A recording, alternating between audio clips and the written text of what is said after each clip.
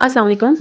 अच्छा, क्वेश्चन है हमारे पास, the nth term of the sequence is an square plus bn plus c where a b c are constants.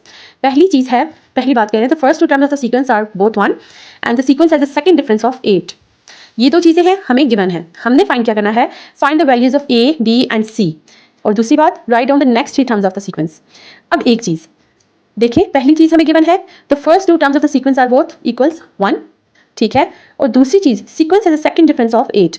अब पहली बात तो हम कर लेते हैं, हमें पता है जनरल हमारे पास गिवन है the n term that means t n is equals a n square plus b n plus c equals, ये इक्वेशन है, इसको स्टैटिक का नाम दे दिया, ठीक है। फॉर कहते हैं कि दोनों टर्म जो है उनकी सीक्वेंस 1 की इक्वल है। सो फॉर t1 एन की जगह हम 1 पुट करेंगे तो यहाँ पे गिवन है ये 1 की इक्वल है।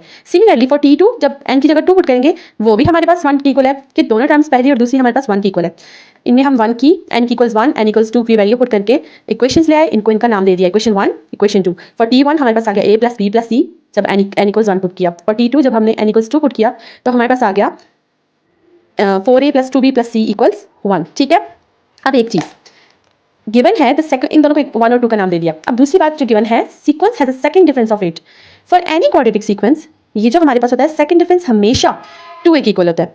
कोई भी अगर ऐसी सीक्वेंस हो, कोई भी क्वाड्रेटिक सीक्वेंस हो, ये क्वाड्रेटिक सीक्वेंस है, क्यों? क्योंकि ये सेकंड डिफरेंस से स्टार्ट हो रही है, तो सेकंड डिफरेंस हमारे पास हमेशा 2a के इक्वल होता है, ठीक है। लेकिन हमें क्वेश्चन में गिवन है कि यहाँ पे sequence has a second difference of 8, तो 2a किसकी इक्वल है हमारे पास? सेकंड डिफरेंस की बात करें, 2a किसकी इक्वल है? क्वेश्चन में गिवन है 2a इक्वल्स 8, दैट मींस यहाँ से हमने a की वैल्यू तो निकाल ली, ठीक है। a की वैल्यू निकाली, a इक्वल्स 4, ठीक है, ठीक हो गया। अब नेक्स्ट जब a इक्वल्स 4 आप यहाँ पे पुट करेंगी, दोनों इक्वेशंस में, इक्वेशन 1 एंड इक्वेशन 2 में पुट करेंगी a की वैल्यू 4, तो आपके पास मजीद 2 इक्वेशंस आ रही हैं in terms of b and c, b की टर्म में और c की टर्म में। a की वैल्यू हमने पुट कर ली, इनको हमने 3 और 4 का नाम दे दिया। अब यहाँ पे देखें b plus equals -3, 2b plus equals -15, दोनों इक्वेशंस में से किसी एक को एक में से सब्ट्रैक्ट करें तो हमारे पास एक ही वैल्यू आ जाएगी, या b या c की, ठीक है। अब आप देखें हमने सब्ट्रैक्ट किया, सेकंड में से फर्स्ट को सब्ट्रैक्ट किया तो b की वैल्यू आ गई। अब b की वैल्यू उठा के इन दोनों में से किसी में भी पुट करें तो आपके पास c की वैल्यू आ गई।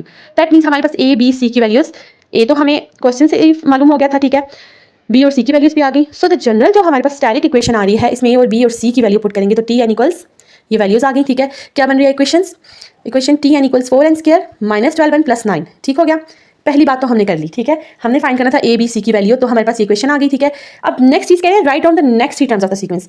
फर्स्ट टू सीक्वेंस की जो टर्म्स हैं वो तो हमें बताई गई हैं कि 1 की इक्वल है, ठीक है, t1 और t2 इक्वल्स 1। हमने t3 t4 t5 पुट करना है, इक्वेशन हमारे पास आ गई है, ठीक है, in terms of a b c की वैल्यूज के लिहाज से इक्वेशन आ गई होगी। अब आपने फॉर t3 n की वैल्यू 3 पुट करनी है, फॉर t4 n की वैल्यू 4 पुट करनी है, एंड फॉर t5 n की वैल्यू 5 पुट करनी है। और फिर आपने मुझे बताना है कि ये वैल्यूज पुट करके आपके पास t3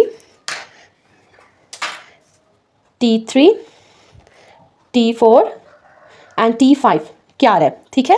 ये आपने मुझे बताना है इन तीनों की वैल्यूज क्या आ रही हैं, सही हो गया।